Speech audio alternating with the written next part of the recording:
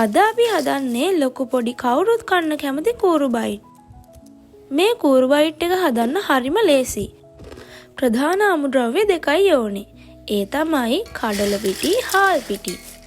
දැන් අපි බලමු මේ බයිට් එක හදන්නේ කොහොමද කියලා.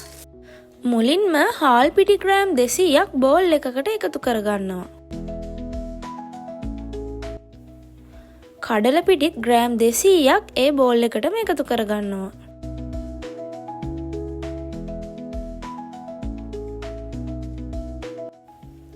මිරිස් කුඩු තේ හැඳි දෙකක් එකතු කරගන්නවා. ගම්මිරිස් කුඩු තේ හැඳි එකක් එකතු කරගන්නවා. ලුණුත් රස අණු එකතු කරගන්නවා. මේ ටික හොඳට මික්ස් කරගන්නවා. ඊට පස්සේ වතුර ටික ටික එකතු කරගෙන බයිට් එක හදාගන්න අවශ්‍ය පදම එනකන් අනා ගන්නවා.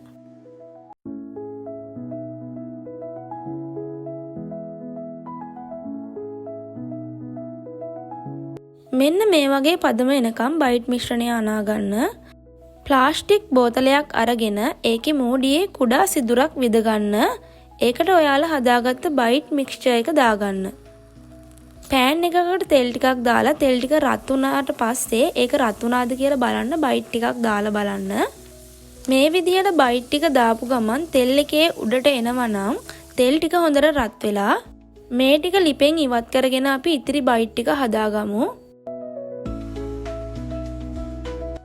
මෙන්න මේ විදිහට බෝතලේ උඩින් තද කරගෙන බෝතලේ කරකව බයිට් ටික ඉක්මනට තෙලට දාගන්න.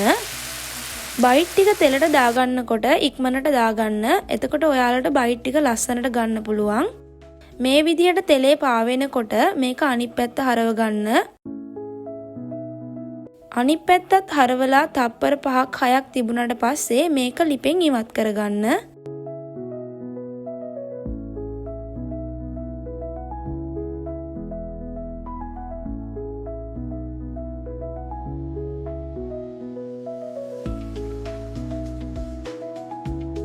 මේ විදිහටම අනිත් බයිට් ටිකත් හදාගමු.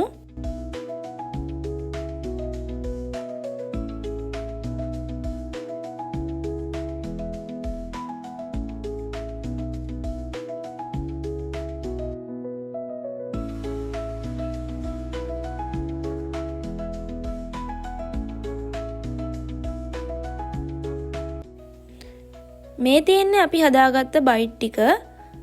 මේක හොඳට ක්‍රිස්පි ගතියට තියෙනවා.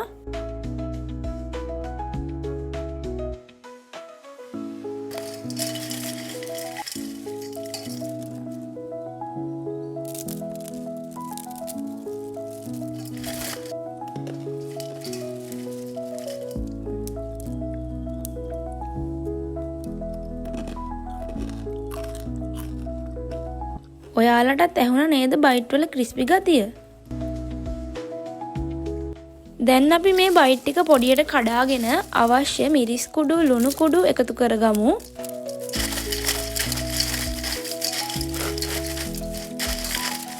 මම මේකට මිරිස් කුඩු මේස හැඳි දෙකක් එකතු කරගත්තා. ලුණු කුඩු තේ හැඳි එකක් එකතු කරගත්තා. ඔයාලගේ රස අණු එකතු කරගන්න. දැන් ඔක්කොම මික්ස් කරගමු. ඔයාලට මේ බයිට් එකට ග්‍රීන් පීස්, රටකජු, බෙදපු කරපිංචා, පඩිප්පු ඔයාලා ආස දේවල් එකතු කරගන්න පුළුවන්. ස්වයන් රැකියාවකටත් මේක හොඳ අදහසක්. මේ බයිට් එක හොඳට බෝතලයක වහලා හරි පැකට් කරලා හරි වාතයට නිරාවරණය වන විදිහට තියාගත්තොත් මාසයක් එකහමාරක් වගේ කාලයක් පෙඟෙන්නේ නැතුව හොඳ ක්‍රිස්පි ගතියට තියාගන්න පුළුවන්. ඉතින් ඔයාලත් මේ බයිට් එක හදලා රස කියන්නකෝ.